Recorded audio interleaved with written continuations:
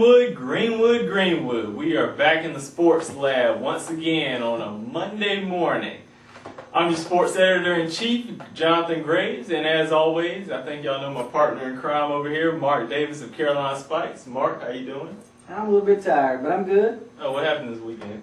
Well, we had Carolina Spikes tryouts, and I had to do some pitching on my own because I couldn't find anybody throwing strikes to these boys. Okay. So my body's hurting from here all the way down. But I think I'm going to make it. All right. Well, I know you haven't pitched in probably a long time. Probably a decade. Right, a decade. But we're going to make sure that, keep it light today. I appreciate it. Not do it too strenuous on you. Right. I was, kind of tired watching the Masters. That was, pretty strenuous on me watching Tiger and Phil go back and forth like that. But we'll get to that a little bit later on. Y'all know how the roundup goes. Y'all know how we do this. We do the high school first, softball and baseball. Then we go down to a little bit of college news. We go down to a little bit of professional sports. And we also throw in a couple of announcements in the end. But first, moving on to that high school softball. We want to talk about this game tonight. We got a game on Monday night. Whitmire versus Ware Shoals. What are you seeing in this game? Hopefully they can get it in, with the rain here. Yeah. But Whitmire versus Ware Shoals, like I said last time, I'm going to pull for Ware Shoals. I was told I needed to, and I am. Got to make the fans happy. And so I'm going to go with Ware Shoals winning this in a real tight game, and probably a game of about 5-3 Ware Shoals. Yeah, if they get it in, I think Ware Shoals will take the W. I'll take a score of 6-4. They've been playing well lately. They beat 96, and I think they beat Christchurch the other night. They did. So they're on a little bit of a winning streak. I'm going to give them that game. Let's go to some baseball news, and we'll go back to last week in baseball. We had some big games from the past week. First one I'm going to talk about is Greenwood versus Emerald. It was at Greenwood High, and I think you were at that game, Mark, and Christian Powell had a heck of a game. Oh, yeah, he did. With 2 home runs in the game and 1 walk-off, that was a nice game. It was a good game all the way down to the very end, tied up 4-4. And winning the extra innings.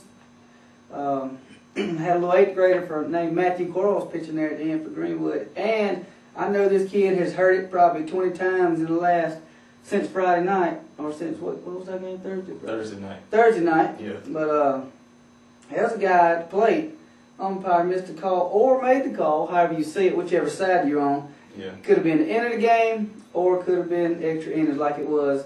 And it went on to extra innings.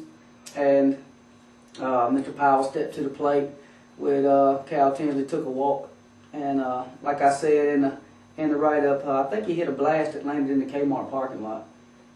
I'm guessing that Emerald used that victory, or actually it was a loss by them versus Greenwood High. They kind of used that as a building block to that next game the next night against the 96 Wildcats. 96 was undefeated and playing at home. And it seemed like Emerald, really took it to them. Yeah, I think playing Greenwood that tight was a big confidence booster for Emerald. And they took it over to the next night when they went down to 96 and had a good game. Derek Moore pitched a well-pitched game up until another game that took them into extra innings. And then it was 4-4 in that game, and Emerald's bats came alive in the 10th, top of the 10th inning, and scored 4 runs. Mm-hmm. So after that, Emerald brought John Woolston in and shut the gate on 96 for their first loss of the season. Moving on, we got a little baseball game tonight. We got a game against T.L. Hanna versus Greenwood. Hopefully this game will get in. But maybe Greenwood's hoping it doesn't get in, because the last time they faced T.L. Hanna, they ran into a buzzsaw, and I think his name is Brooks Hall. Brooks Hall, signee with USC Gamecocks. He threw a perfect game, 21 straight outs, and I'm going to have to go with T.L. Hanna if they bring him back. But if not, I think Greenwood, they've been hitting the ball and, play pretty well. So if they can let Mr. Boo work his heroics again, they got a good shot.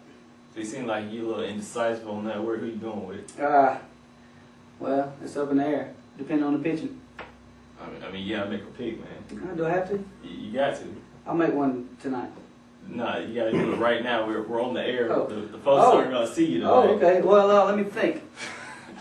T.L. Hanna, 7-4. All right, that's a firm score. I'll go with Greenwood High in this one.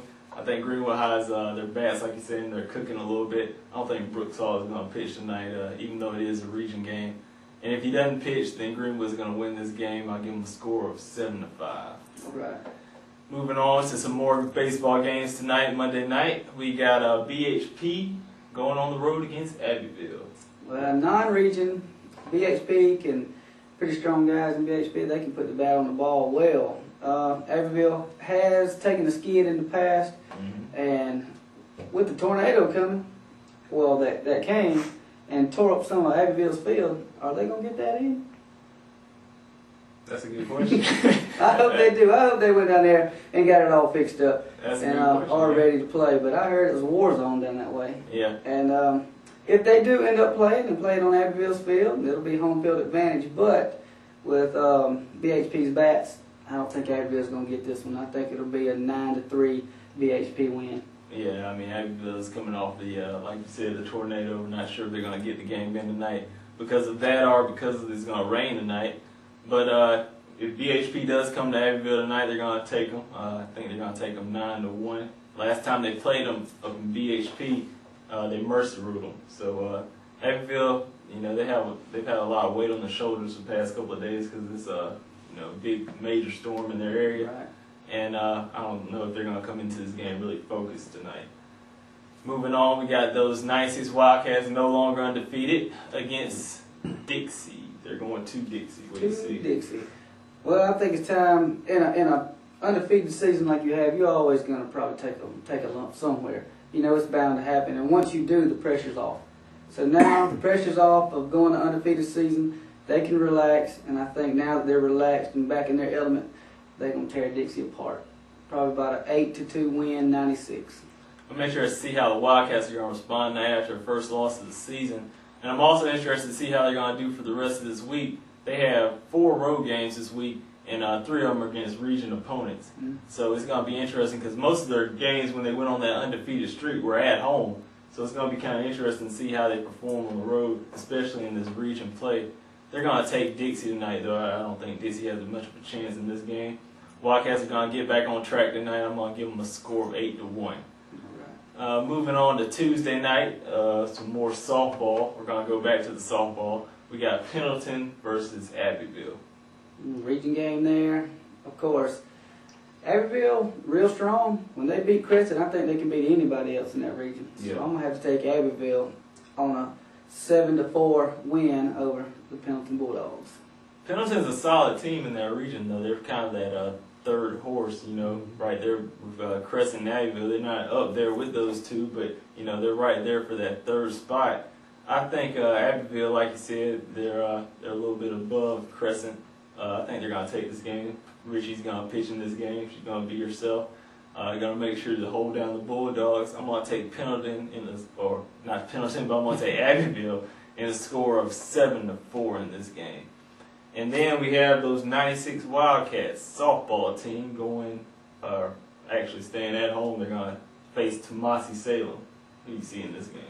I think the Wildcats are still mad about the Ware Shoals loss, and they're going to take it out on Tomasi Salem. And I think they'll mercy rule Tomasi Salem just because they're still upset and ready to prove somebody that should never happen. I think they're going to beat Tomasi Salem, like you said, but I want to take them a little bit of a closer score. It's going to be a 5-4 score. Once you go from a 19-18 game, I think you're going to come down a little bit. Hopefully they can keep the errors down, and hopefully they can get that W. Moving on, we got McCormick. Ware Shoals is going to be in action against McCormick at Ware Shoals. Who do you see? Ware Shoals, Hornets. Going to beat McCormick. McCormick's just not strong, So I think Ware Shoals has got enough to take them. Ware Shoals will beat them, in this game, 7-5. I'm going to take Ware Shoals still on that winning streak. They had that big win against 96. They beat Christ Church.